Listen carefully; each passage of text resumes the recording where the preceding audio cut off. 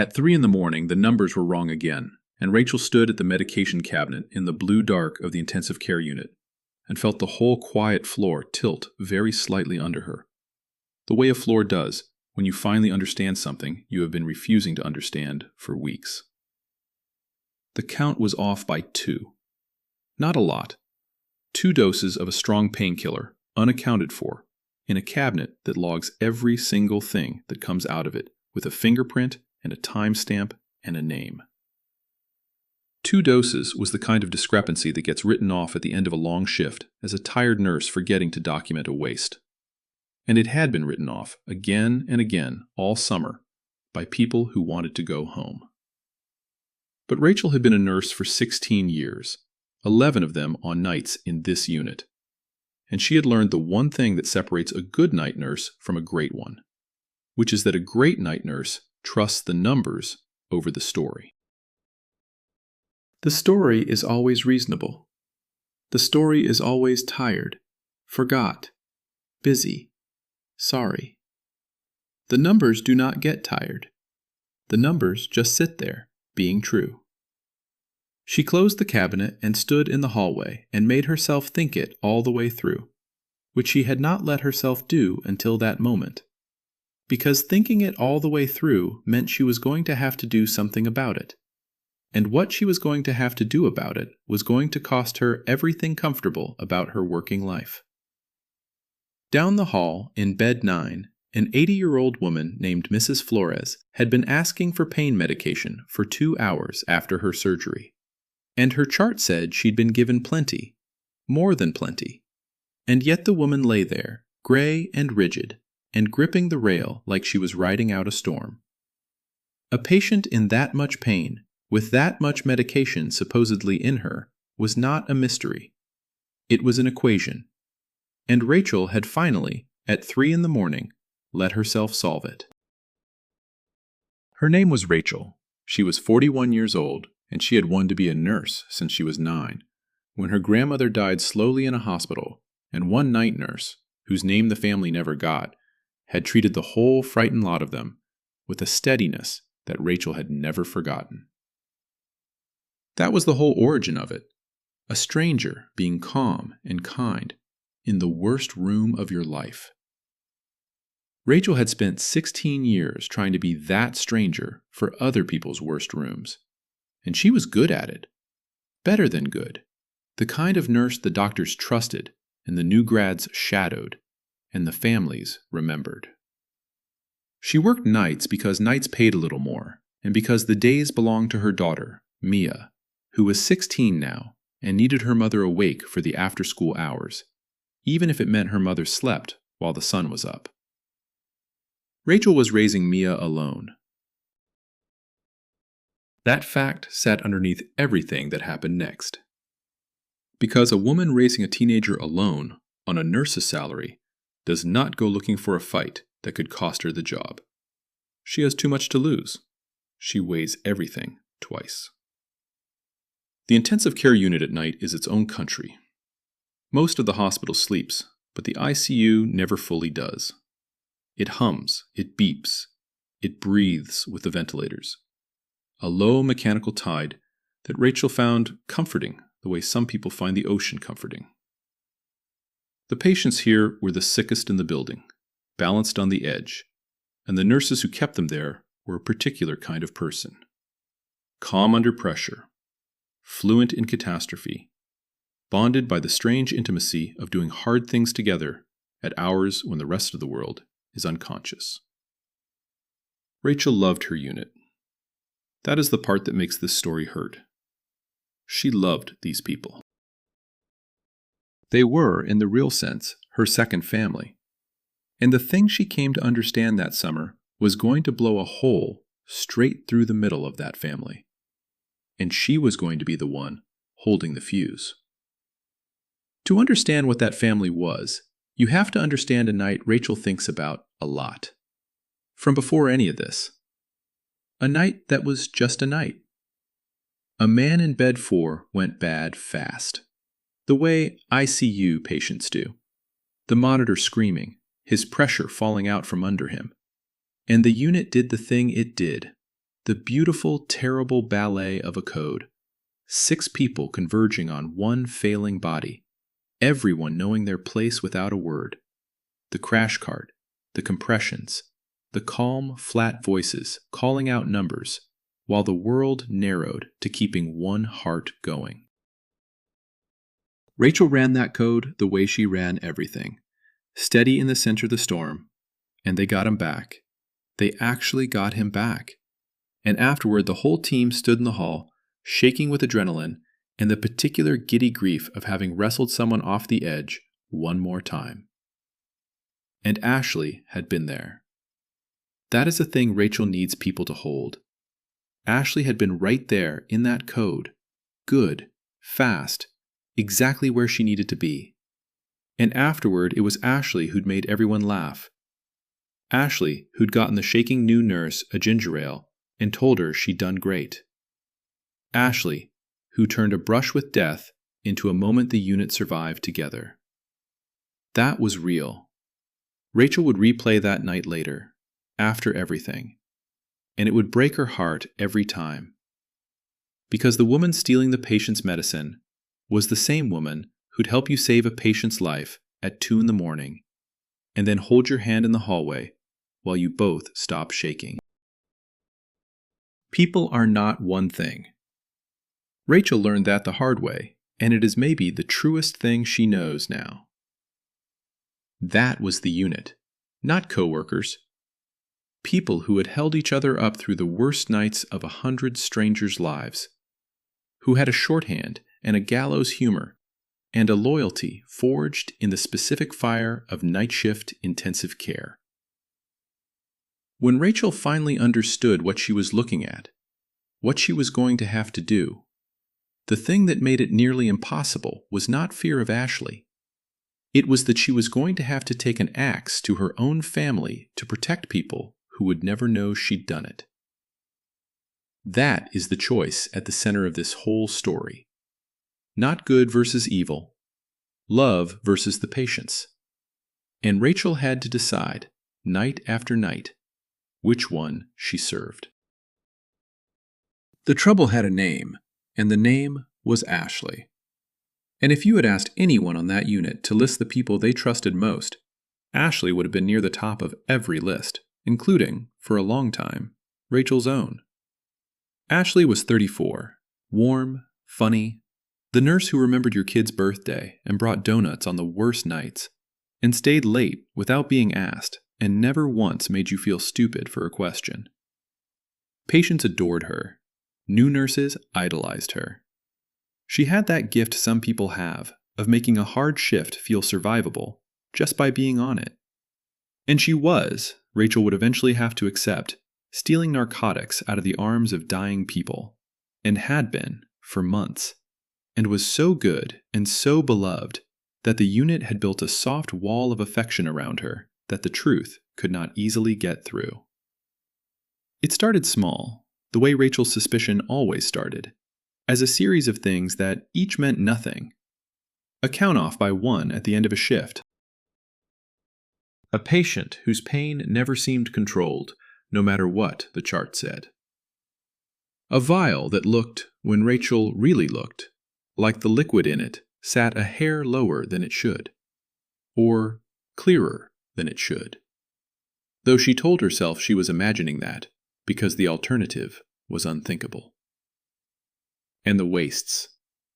In an ICU, when a vial holds more of a narcotic than the patient is ordered to receive, the leftover has to be destroyed. Wasted. And the rules say a second nurse has to watch you do it and sign that they saw it. Because a witnessed waste is the whole spine of how a hospital keeps its most dangerous drugs honest. And Ashley was always volunteering to be the witness.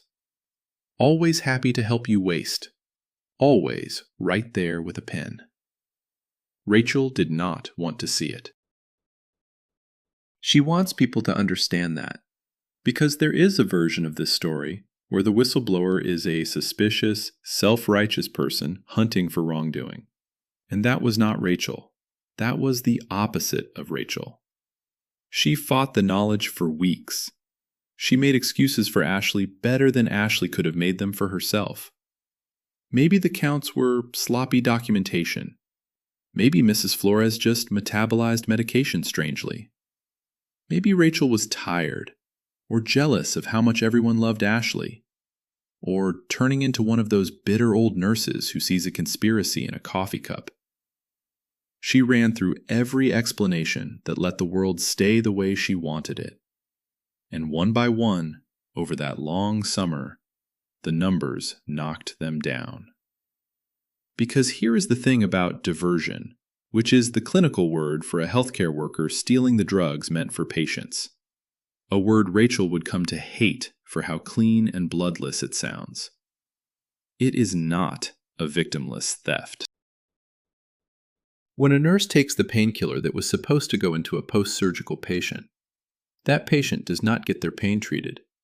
They just lie there hurting while a chart insists they were medicated.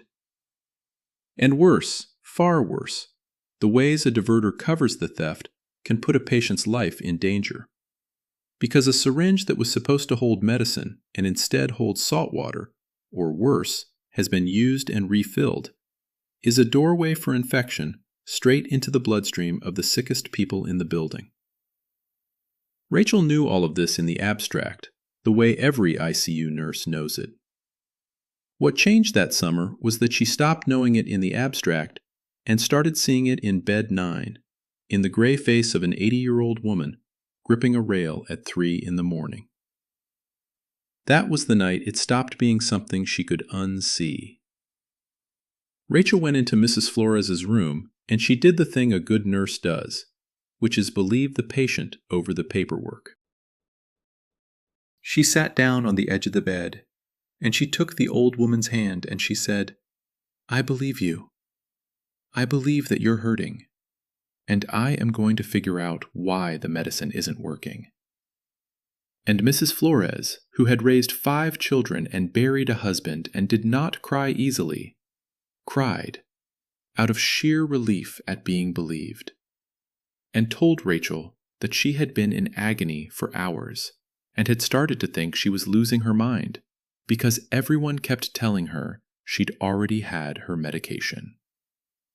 And Rachel held that woman's hand and felt something cold and clear and final settle into her own chest. And it was this: somebody is stealing this woman's mercy, and I am the only one who is willing to see it. And if I look away now, I am part of it. She did not sleep that day. She got home as the sun came up, and she made Mia breakfast and sent her off to school, and then she sat at her kitchen table, a nurse who had not slept, and she thought about what it was going to cost her to be right. Because she had no illusions.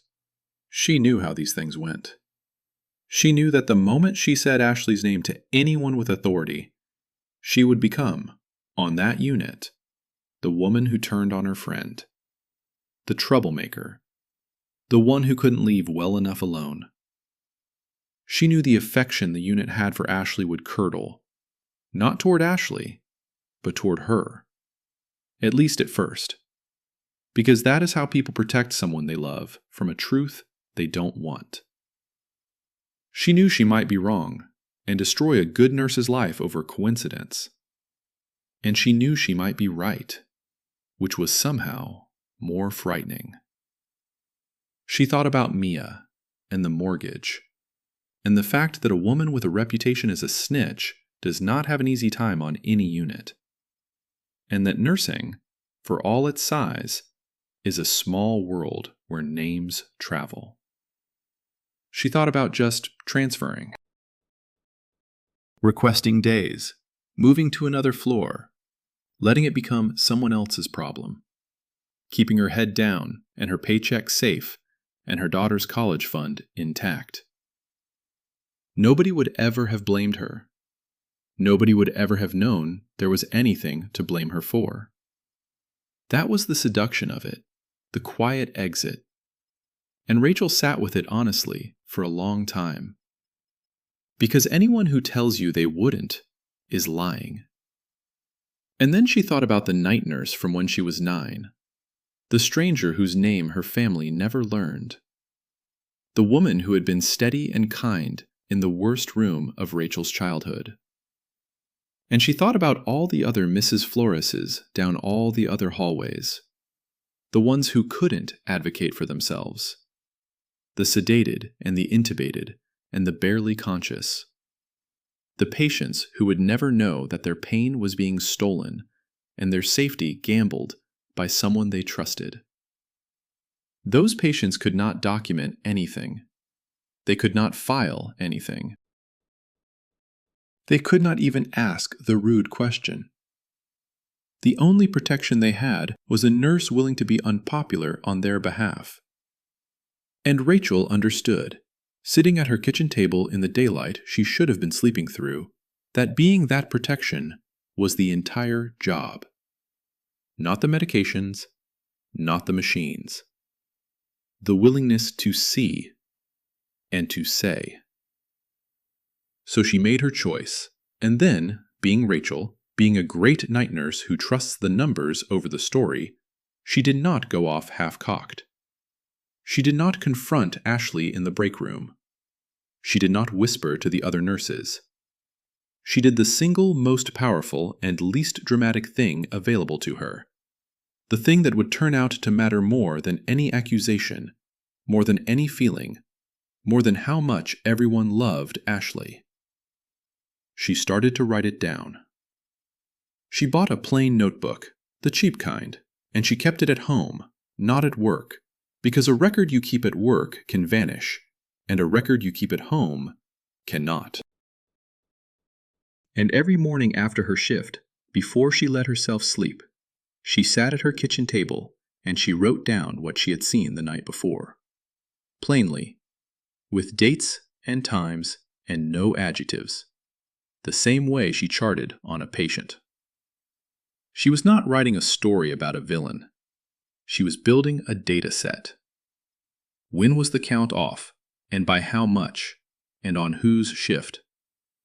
Which patients complained of uncontrolled pain, and what their charts claimed they'd received? When Ashley had volunteered to witness a waste, and for whom? The small stuff, the boring stuff, the stuff that means nothing alone and everything in a stack. And she learned something that changed the whole shape of what was possible. Something a lot of nurses never think about because they're too busy keeping people alive to think about it. The cabinet remembers everything. Every dose of every controlled drug that comes out of that machine is logged, permanently, with the fingerprint of the nurse who pulled it, the patient it was pulled for, and the second it happened. The hospital runs reports off those logs, discrepancy reports, and any nurse can ask to see the ones for the patients in her own care. Rachel started asking.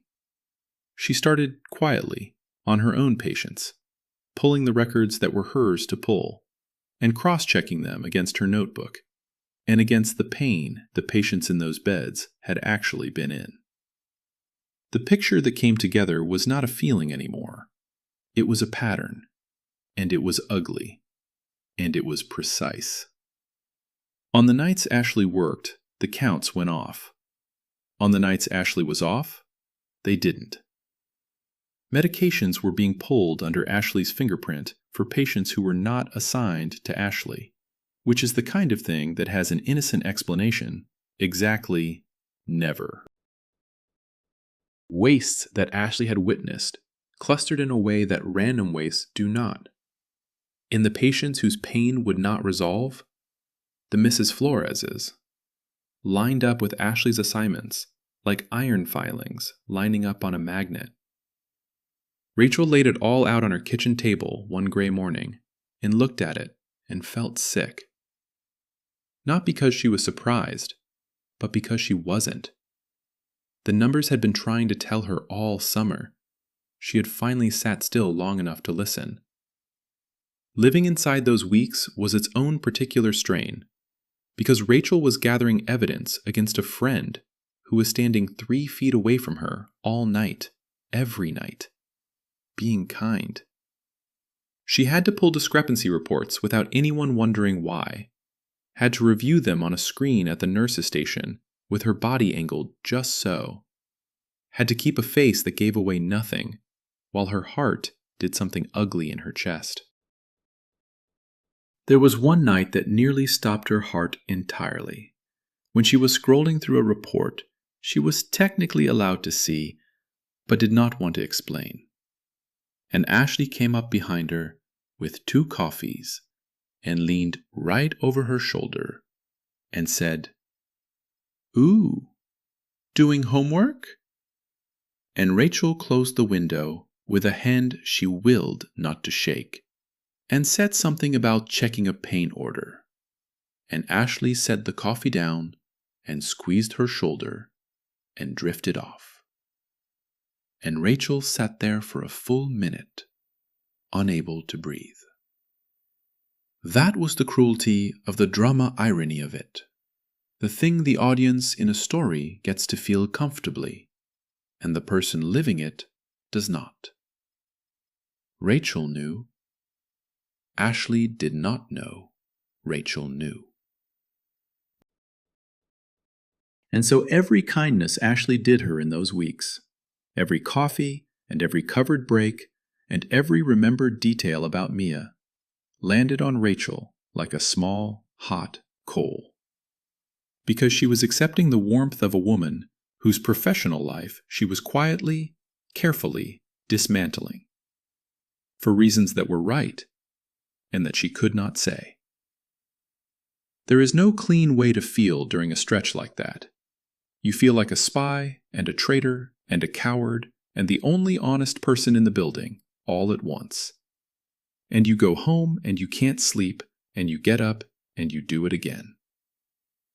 And there was a second patient, one Rachel has never talked about much because he was younger and it frightened her more. A man in his 40s, recovering from a serious surgery, who should have been comfortable and instead spent 2 nights white-knuckling his way through pain his chart swore had been treated, until Rachel, off the books, sat with his numbers and his assignment history and saw the same fingerprints in the same places. He got better. He went home, not knowing. But he was the one who tipped Rachel from, "I think something is wrong," to, "I know something is wrong, and I am the only one doing anything." Because a frightened 80-year-old woman is easy for a tired unit to overlook, and a strong man in his 40s, gasping through pain that the record insists isn't there, is a much harder thing to explain away. And it meant it wasn't a fluke. It wasn't one confused patient. It was a pattern, with a body count that was still climbing, while everyone looked away. There was a night in the middle of all this that Rachel almost quit the whole thing. And she has never been ashamed to admit it, because anyone who's done a hard right thing knows there's always a night like that.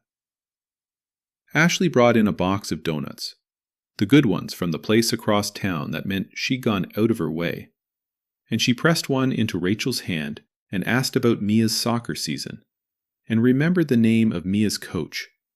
And she was so warm, and so present, and so completely Rachel's friend, that Rachel stood in that break room with a maple donut in her hand and thought, "I cannot do this to her.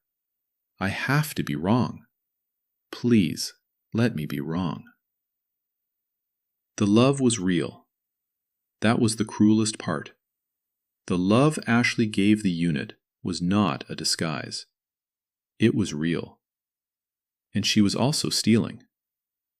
And Rachel was going to have to learn that a person can be both. That the warmth and the theft could live in the same human being. And that her job was not to weigh the woman's soul. Her job was the patience. What pulled her back from quitting that night was not anger. It was a fever. One of Ashley's patients, 3 beds down, spiked a temperature that didn't fit his condition. The kind of unexplained fever that makes an experienced ICU nurse's stomach drop. Because one of the ways diversion kills people is infection. When a needle or a vial that touched a diverter gets into a patient's bloodstream. That patient turned out to be all right in the end. The fever had another cause, and Rachel would eventually be grateful it was nothing. But standing at the foot of that bed at 4 a.m, watching a number climb on a monitor, Rachel understood with total clarity that she was not protecting a rule or a count or a policy. She was standing between sick people and a real, specific way of dying. And the only thing she had to put in that gap was a cheap notebook and her willingness to be hated. She kept the notebook. She stopped almost quitting. She finished the work. When it was as complete as she could make it, 3 weeks of careful, dated, cross-referenced observation, she faced the next hard question, which was who to tell. Because telling the wrong person would blow the whole thing up and change nothing. The unit ran on gossip the way all units do, and if she breathed a word to the wrong nurse, it would be all over the floor by morning. Ashley would be tipped off, the cabinet would suddenly go quiet, the pattern would stop just long enough for the investigation to find nothing, and Rachel would be left as the paranoid woman who'd smeared a beloved colleague. She had one shot, and she had to aim it at the right door. So she went to Barb. Barb was the oldest nurse on the unit, 62, a charge nurse who had been doing this since before half the staff was born.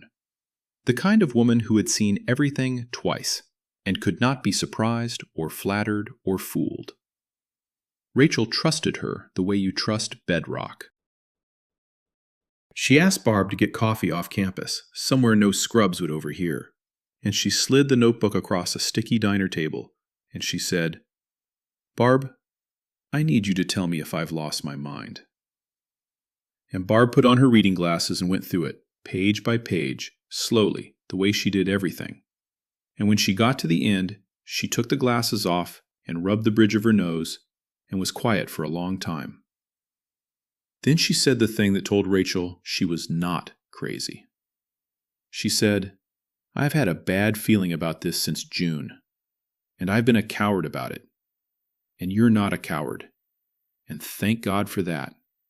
Because these are our patients, and this is real. And now we do it right." Barb was the one who knew the door. She told Rachel that the hospital had a formal program for exactly this. A controlled substance diversion program run through pharmacy and compliance, staffed by people whose entire job was investigating these suspicions properly and quietly, protecting patients and protecting the accused from a mob at the same time. You did not take this to the nurse manager as a rumor. You did not take it to human resources as a complaint. You took it, documented, to the people trained to pull the full logs, run the real audit, and handle it without tipping the person off. Rachel had built her file for a courtroom she didn't know existed. Barb pointed her at the right one and offered to walk in the door beside her. And did. The two of them requested a confidential meeting with the diversion program, and they got it within a day. Because a documented report from 2 experienced nurses, one of them a charge nurse with 3 decades on the unit, is not a thing a hospital's compliance office takes lightly. The person who received it was a pharmacist named David, whose calm, careful manner reminded Rachel of the best nurses she'd ever worked with. A man who clearly did this grim work because someone had to, and he'd decided it would be him. He did not gasp. He did not promise anything. He took the notebook and the discrepancy reports Rachel had pulled, and he asked precise questions. And at the end, he said the sentence that let Rachel finally, after weeks, exhale. He said, "You did this exactly right, and you did the hard part, and now it's ours to carry." David explained, in that same calm voice, how it would go from there, and Rachel found an enormous relief in learning that there was a how, that people had thought hard about this exact awful situation before her and built a careful path through it. He told her the investigation would be confidential, that her name would be protected as far as the law allowed, and that this mattered not to spare her feelings, but because a diversion investigation done loud is a diversion investigation that fails. He told her they would not confront anyone on a hunch. They would pull the complete controlled substance records, run them against staffing and assignments, and the patient's own charts, and let the data say what it said, and only move when the data was undeniable. He told her that the point was never to catch a villain. The point was to protect patients, and to be so certain, so documented, that an innocent nurse could never be railroaded, and a guilty one could never wriggle free. And he told her the thing that Rachel most needed a professional to say out loud, which was that suspecting a colleague of diversion and reporting it was not disloyalty. It was the highest loyalty a nurse had. Loyalty to the person in the bed who couldn't protect themselves. He said, the nurses who report are the ones who actually love this profession, because they love it enough to keep it clean. He said it like he'd said it before, to other frightened nurses sitting in that same chair, and Rachel understood that she was not the first person to walk into that office carrying a notebook and a broken heart, and that there was a strange comfort in being part of a long, quiet line of people who had chosen the patients over the peace. She left that meeting lighter than she'd been in months. She had handed the weight to someone whose job it was to carry it, and he had taken it without flinching, and for the first time, she believed it might actually come out right. And then the machine took over, and the machine was patient and thorough and merciless in the good way. David and his team pulled the full cabinet history, months of it, everything, not just Rachel's patients, but the whole unit. And they ran the reconciliation the way it is supposed to be run, and almost never is. They did not need Rachel's feelings, and they did not need Ashley's beloved reputation. They had the logs, and the logs were a confession, written in timestamps. Every pull, every waste, every discrepancy, laid end to end, told a story that no amount of donuts and warmth could talk its way out of. Because Rachel had been right about the one thing that mattered from the very first night at the cabinet.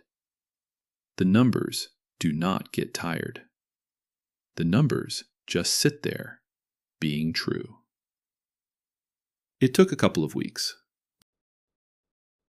Rachel had to keep working the whole time, keep smiling at Ashley in the break room, keep her face still, which was its own special kind of hell for a woman who had never been good at hiding what she felt.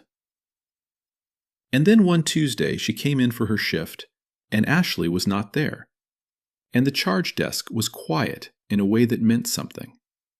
And by the end of the night, the whisper had gone around the unit that Ashley had been walked off the floor that afternoon by two people in suits and told not to come back, pending an investigation.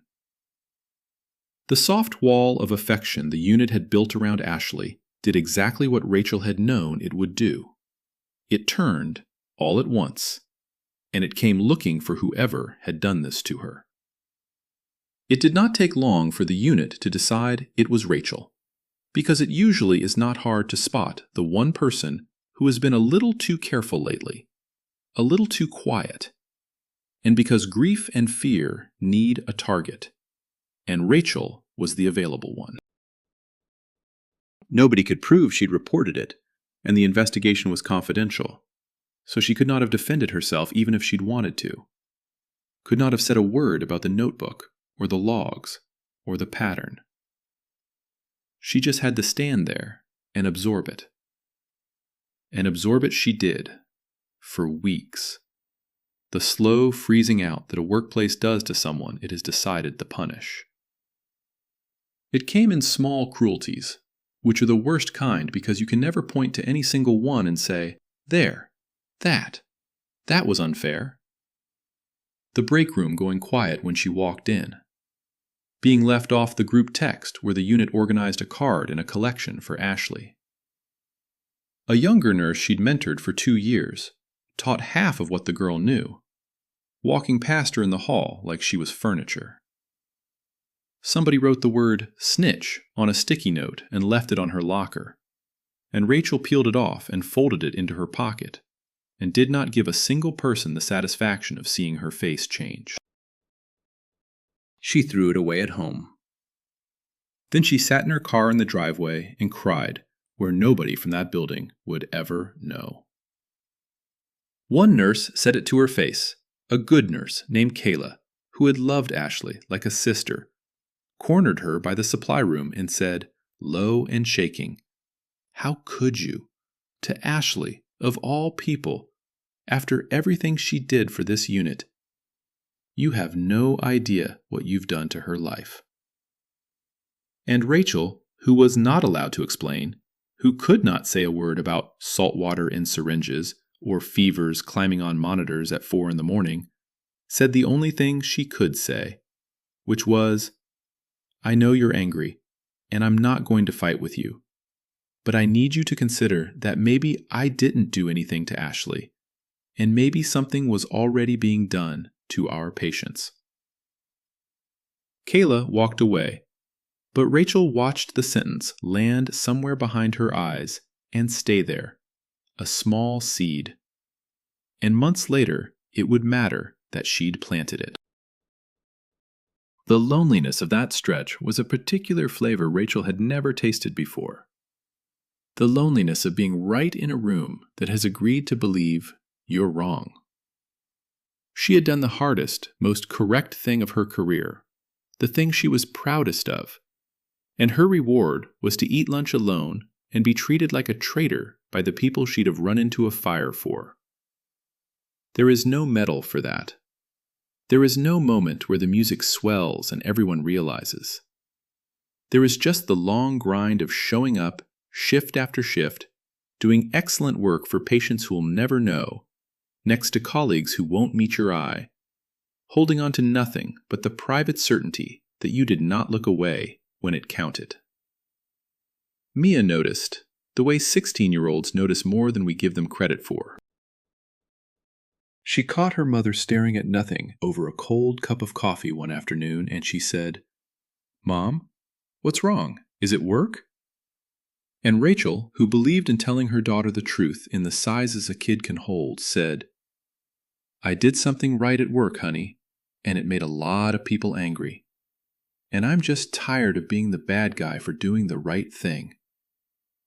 And Mia, God bless her, thought about it and said, "But you'd do it again, right?"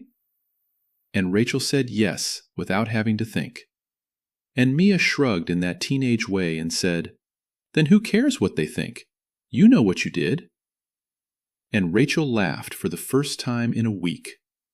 Because sometimes the wisest person in your life is the one whose lunch you still pack. While Rachel was being frozen out on the floor, the investigation she was not allowed to discuss was doing exactly what it was built to do. Quietly, thoroughly, out of sight. The audit of the cabinet history was not close. It was not a matter of interpretation. Months of logs laid the whole thing bare. The pulls for unassigned patients, the phantom wastes, the discrepancies that walked in and out of the building on Ashley's schedule like they were clocking in with her. And when the evidence was that overwhelming, the rest followed the way it has to. Ashley was tested, and the test told its own part of the story. And faced with a mountain of her own fingerprints in timestamps, she did the thing that was, in the end, the first honest thing. And she stopped denying it. The scope, when it came out, was worse than even Rachel had let herself believe. It had been going on for the better part of a year. Hundreds of doses over those months, skimmed and stolen. Patients up and down the unit lying in pain they should never have been in, their charts cheerfully lying that they'd been cared for. And the hospital had to do the sobering thing that these cases require, the thing the public never hears about, which is a look back, an assessment of whether any patient had been physically harmed, whether the way Ashley covered her theft had ever put contamination into a patient's line. Because that is the nightmare scenario. That is how a diverter turns into an outbreak. Rachel learned in those weeks what that look back actually involves, and it is the part of the whole affair that frightened her most, more than the frozen lunches, more than the word on her locker. When a hospital confirms that a nurse tampered with medications, it has to seriously consider whether it is obligated to contact patients, to send letters to people who trusted that building with their lives, telling them that they may have been exposed to something and should get tested. Think about receiving that letter. Think about a family opening it at the kitchen table. That is the kind of thing that has happened at real hospitals in real diversion cases. Hundreds and even thousands of patients notified. And everyone in that compliance office knew it. And the weight of that possibility sat over the whole investigation like a held breath. And Rachel knew that if it came to that, if letters had to go out, it would be because she had pulled the thread, and some cowardly midnight part of her whispered that maybe it would have been kinder to leave it alone, to let it stay invisible. She had to sit with that, hard, at her kitchen table in the daylight. And what she came back to, every time, was the 80-year-old woman gripping the bed rail, and the man in his 40s white-knuckling pain the chart denied, and the simple fact that the harm was already happening whether anyone sent a letter or not. Silence doesn't protect patients. It only protects the institution from having to admit what already happened to them. Finding out late is terrible. Never finding out, while it keeps happening to the next person and the next, is worse. She held on to that. It was the railing she gripped through her own storm. There were some hard days waiting on that answer, patients to be quietly assessed, questions no one wanted to have to ask. And here is the mercy, the thing that let Rachel finally sleep, the thing that made all the frozen lunches worth it. They caught it in time. The pattern of Ashley's diversion had been theft from the waist and the margins, skimming what should have been destroyed, underdosing patients who then went without, which is its own serious harm and had made people suffer. But it had not yet crossed the line into the reused needle horror that infects and kills. It had been heading there. Everyone who understood these cases knew it had been heading there, because it always escalates. The disease always needs more. Rachel had reached into that trajectory and stopped it before it reached the place where patients start dying of mystery infections nobody can trace. 2 patients, at least, by the hospital's own later reckoning, had been on the very edge of the kind of harm that does not get undone, and were not because a night nurse trusted the numbers over the story. What happened to Ashley after that followed the path these things follow, and Rachel wants people to understand it, because it is not the path most people imagine, and it is a better path than most people imagine. The hospital did what the law requires. A confirmed case of a nurse diverting controlled substances does not stay inside the building. It gets reported, formally, to the State Board of Nursing, the body that holds every nurse's license, and to the federal drug agency that oversees controlled substances. This is the part that is not optional and not personal. It is the machinery of a profession policing itself. And it is the reason patients can trust the person in scrubs at all. And Rachel believed in it even as it ground up someone she had loved. An investigator from the board came, in time, and interviewed Rachel, and she gave a formal statement, and she signed it. She thought she would hesitate over that signature, given everything it had already cost her, given the frozen lunches, and the word on the locker. She did not. She read it over once, the plain, dated account she'd been keeping since that first gray morning at her kitchen table. And she signed her name to it without her hand shaking, because it was true. And because putting your name to the truth is the whole job when you strip everything else away. And she noticed, sitting across from that investigator, that for the first time in the entire ordeal, she was being treated not as a troublemaker, but as what she actually was, which was the one person who had stood between the patients and the harm. The board did not think she was a snitch. The board thought she was exactly what a nurse is supposed to be. She held on to that on the hard nights. Ashley surrendered her license. Faced with the logs, she did not fight it. And there was, in that, a last flicker of the good nurse she had genuinely been, the part of her that knew the rules existed for the patients and could not, in the end, pretend otherwise. And here is where the story refuses to be the simple one, the one where the villain gets what's coming and everyone claps. Because Rachel would not let it be that, and neither will I. Ashley was not a monster. Ashley was a sick woman, and what was killing her had a name. And the name was addiction. And it is a disease, not a character flaw. And the sooner our world learns that, the fewer people it will bury. The story, when it came out, was ordinary in the most heartbreaking way. It had started years earlier with a back thrown out lifting patients, which is an injury nurses collect like scars, and a legitimate prescription for the pain, written by a doctor doing his job. And then the slow, quiet, invisible turn, where the medicine that helped became the thing she could not live without. By the time Ashley was skimming doses in the ICU, she was not a thief in the way we picture thieves. She was a drowning person, and the drug was the surface. And every terrible thing she did was a drowning person climbing over other people to breathe. That does not excuse a single dose stolen from a woman gripping a bed rail in the dark. Rachel never once said it did. Two things were true at the same time, and a grown-up has to be able to hold both. What Ashley did was unforgivable and had to be stopped no matter the cost.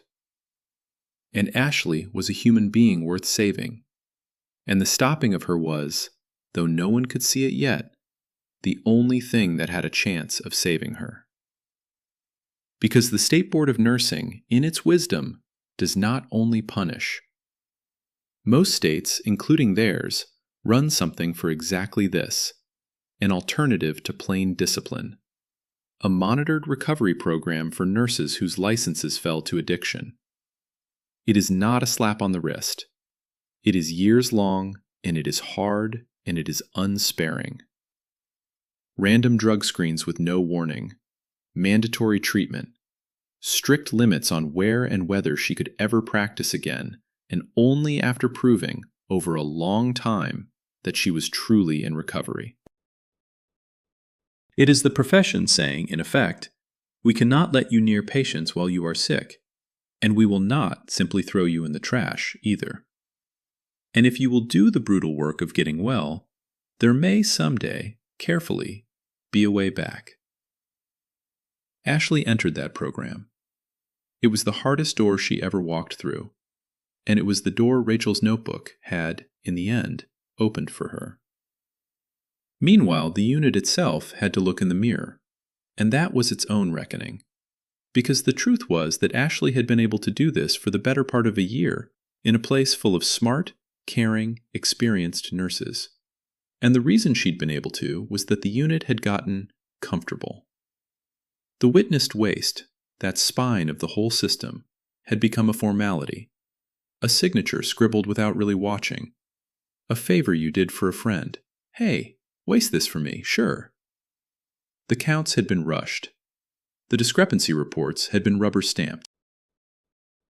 Everyone had trusted each other, which is lovely, and is also exactly the soft ground a diversion grows in. Being betrayed by one of their own forced the unit to grow up. They rebuilt it, all of it, the boring safeguards that had been allowed to go slack. Wastes were witnessed for real now, eyes actually on the vial, because everyone had learned the hard way what a scribbled signature could hide. The audits got teeth. The cabinet reports got read by someone who was actually looking. None of it was dramatic, and all of it mattered. And every patient who came through that unit afterward was safer for it, protected by a set of habits that a painful year had burned back into the staff. That is the quiet, unglamorous shape that justice actually takes in a hospital. Not a verdict, a better checklist, followed like it matters, because now everyone knows it does. And something else grew out of it, quietly, that Rachel is prouder of than almost anything. Once the dust settled, the people who ran the unit's education asked her, carefully, respecting all the confidentiality that still wrapped the case, whether she would help build the diversion awareness training that every nurse on that floor would now go through. They did not have to say why they were asking her. Everyone understood, by then, without it ever being spoken aloud, that Rachel was the one who had seen it, and that the unit's new safety was built on the back of what she'd endured. So she said yes, and she sat down and turned the worst year of her working life into a lesson, into the kind of plain, unglamorous, life-saving knowledge that gets handed from one nurse to the next. She taught them the boring, holy things. Trust the numbers over the story. Believe the patient over the chart, always. Because a patient in pain the record says shouldn't exist is trying to tell you something. Watch the waste, really watch it, eyes on the vial, because your signature is a promise, and a scribbled promise is how people get hurt. And she taught them the hardest part, the part no policy can enforce, which is the willingness to say something when the something you have to say is about a person you love. New nurses she would never really know, protecting patients who would never learn their names, were going to be a little safer for the rest of their careers, because one woman refused to look away. Her lonely knowledge had become a shield, passed hand to hand down a line that would outlast her. That is what doing the right thing actually buys you, in the end. Not applause. A safer floor, and a lesson worth teaching. And Mrs. Flores went home. That part Rachel got to see, and she held on to it. The old woman recovered from her surgery, her pain finally and properly controlled, once the medicine meant for her actually reached her. And on the day she was discharged, she caught Rachel's hand and thanked her for believing her that night, for being the one who didn't tell her she was imagining it. Mrs. Flores never knew the rest. She never knew about the notebook, or the logs, or the board, or any of it. She just knew that on the worst night, in the most pain, one nurse had sat on the edge of her bed and said, "I believe you," and then had somehow made it true. That was enough. That was, Rachel thought, watching the wheelchair roll toward the doors and the daylight, more than enough.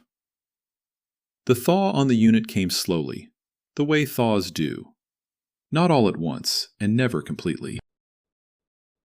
As the facts settled and the shock wore off, the nurses who had frozen Rachel out began, one by one, to do the math she had done a year before, to understand that their beloved friend had been stealing their patients' medicine and gambling their patients' lives, and that the person who stopped it was not a traitor, but the only one of them who'd had the courage to look.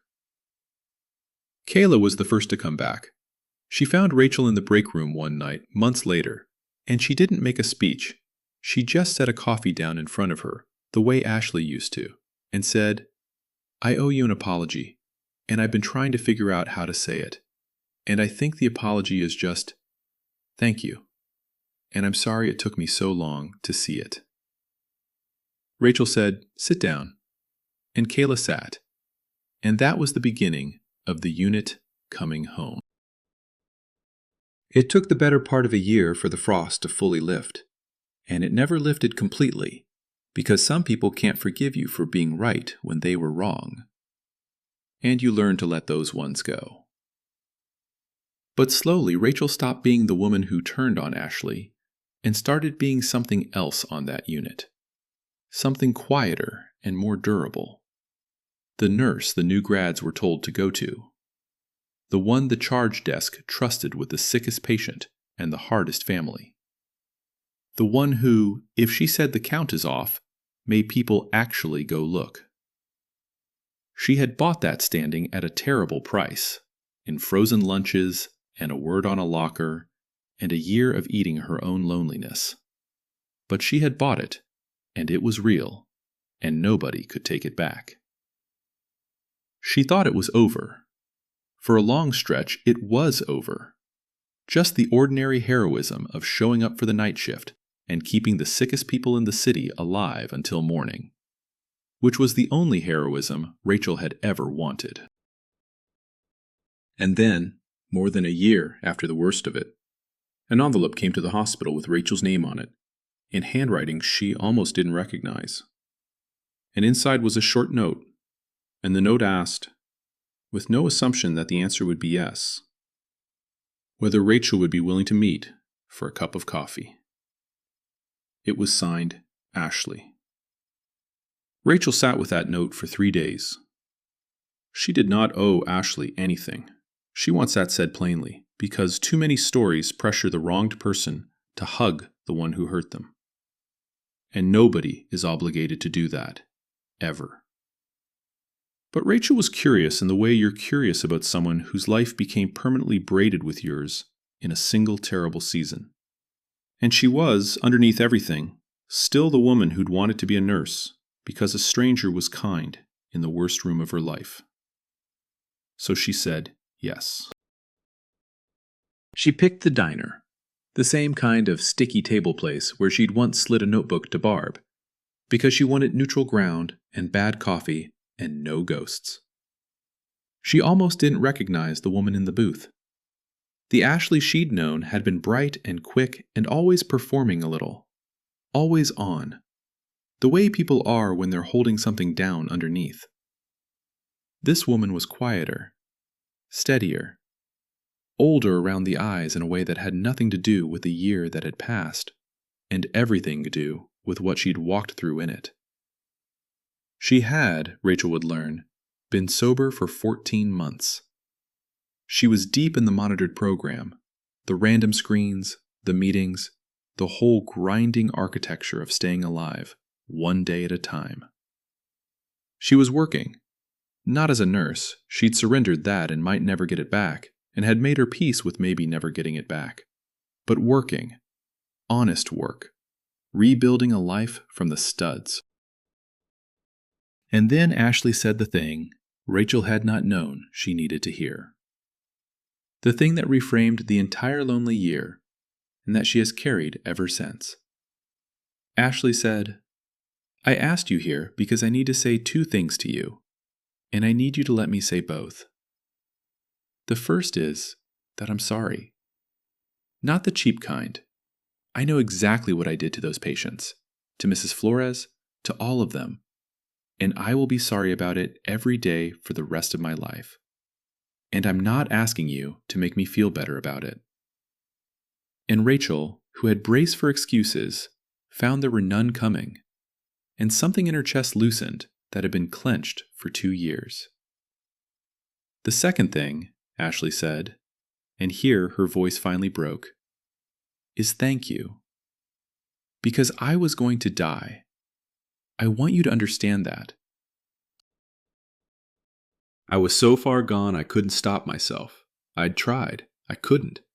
And the only 2 ways it was going to end were that I killed a patient one of those people I loved, with a dirty needle or a stolen dose, or I killed myself, and probably both, in that order. You stopping me was the first time in 2 years that anything got between me and that ending. Everybody on that unit loved me, and not one of them saw me. And you didn't love me, not the way they did, and you saw me. And you're the reason I'm alive to be sitting here saying this. You didn't ruin my life. You interrupted my death. There's a difference. And it took me a year of being clean to understand it. They sat in that booth for 2 hours. It was not a tidy reconciliation, and Rachel would not pretend it was, because the patients Ashley harmed were still harmed, and some things don't get sewed shut. But two people who had been on opposite ends of the worst thing that ever happened to either of them sat across a table and told each other the truth. And there was a kind of grace in it that Rachel had not expected and could not have manufactured. When they stood to go, Ashley put out her hand, not sure she'd earned a hug, and not presuming one.